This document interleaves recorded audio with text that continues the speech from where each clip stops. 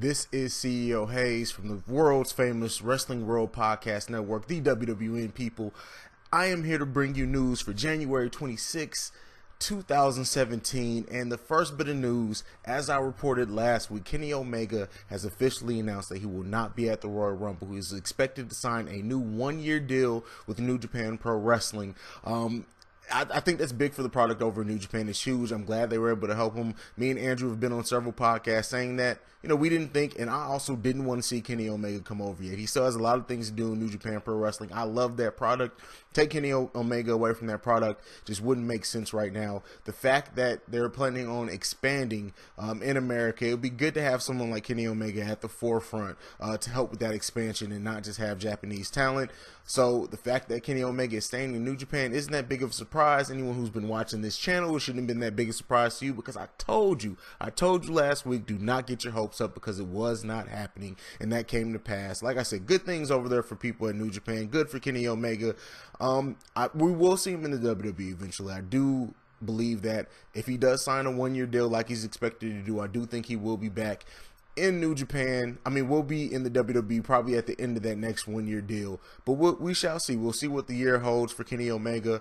Like I said, I'm happy that he's staying in New Japan, and I expect big things out of him over the year of 2017. The next news item I have for you guys is WWE is trying to work out a deal to bring Evolve to the WWE Network, trying to work out something with FloSlam so Evolve can come over there. It's been reported that really the exchange is just for WWE to be nice to FloSlam, so we'll see how that shakes. I believe if WWE really wants Evolve on their network, they will get it. They will cut out as much money as they need to FloSlam just so they can get that, if they truly believe that that's something that they want on their network.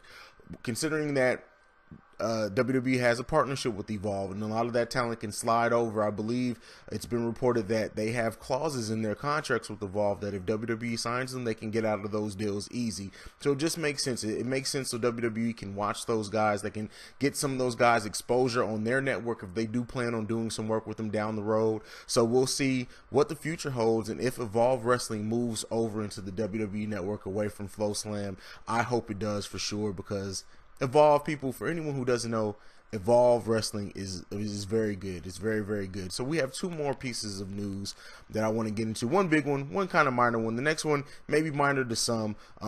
We've already talked about it on Let Me Talk to You the last couple of weeks, but Dutch Mantel is now officially back in a creative role with TNA, working with John Gabork and Matt Conway. So we'll see how that has an effect on the creativeness of the product. In my opinion, and a lot of the people on the WWPN, TNA's been kind of stale since since this year started, and with the Anthem purchase, and we weren't really expecting that. So to see if Dutch Mantel officially being back now, and we start seeing him get some of his ideas going, if that makes TNA kind of reinvigorated, because it hasn't been there. We'll see what happens tonight with TNA, but the shows so far just haven't really done it for me.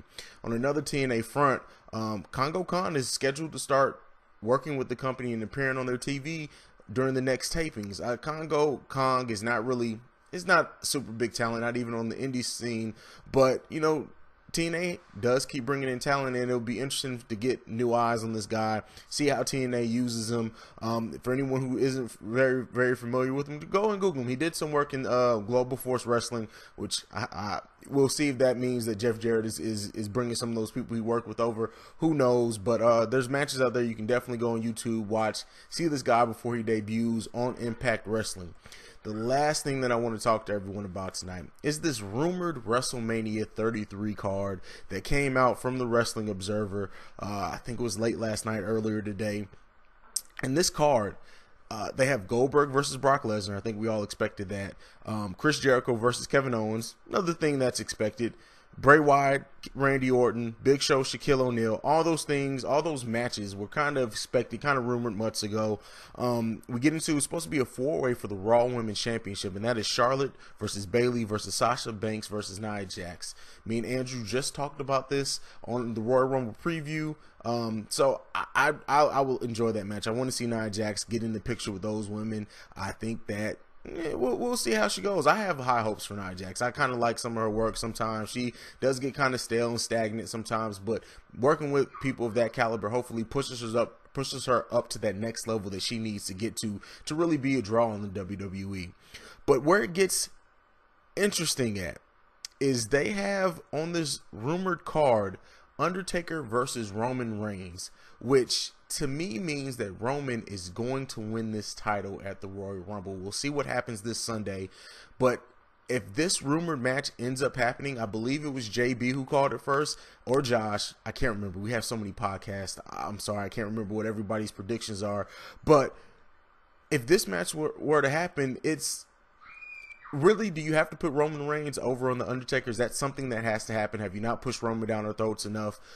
I think it will be a good match. I think we'll see what Undertaker can do. He hasn't had a match since last WrestleMania, so hopefully he's training. Hopefully he's fresh. We'll see how good he looks at the Royal Rumble. But, missing from this card are AJ Styles, John Cena, Dean Ambrose, Braun Strowman. So in this same rumor from Wrestling Observer, it says that the Elimination Chamber will kind of set in place what's going to happen with those guys, meaning that they probably WWE really doesn't know what they're going to do yet. But AJ Styles versus Shane McMahon is rumored. And if that happens, AJ has been the MVP of this company in 2016, in my opinion, the opinion of a lot of other people, but I'm the one doing this news, so I'm the one that opinion matters right now. But AJ Styles has been the MVP, as I said. To put him in his second WrestleMania match against Shane McMahon, let's just let that sit for a minute. Shane McMahon, he could have a match with Undertaker. He could have a match with John Cena. He could have a match with Dean Ambrose. He could have a match with Shaq. He could have a match with Braun Strowman, Baron Corbin. And you're going to put him in a match with Shane McMahon. That's how you treat your current WWE champion and the person who has really, as I said, and I'll keep saying, has been the MVP of this company in 2016. I can't say that I'm happy overall about this card. A lot of things on this card have been expected. We'll probably get some pretty good matches if this does end up being the WrestleMania 33 card. Since I will be at WrestleMania this year, I can tell you right now, I don't want to see Shane McMahon versus AJ Styles, but we'll see how that shakes down. This has been CEOHaize with your WWPN News report for January 26, 2017. We're going to start doing more stuff like this, more YouTube content. Thank you for subscribing, liking, sharing, everything. If this is your first time seeing a video from the WWPN, hit that subscribe button. You're in for a treat. Also, check out thewwpn.com, and we also have forum now. It's a partnership between us and fanstalkpodcast.com. It's squaredcircleoftrust.com, so check that out. I'll be looking out to see all you guys there. Again, like I like to end everything we do, thank you for your support and your love. I'm out.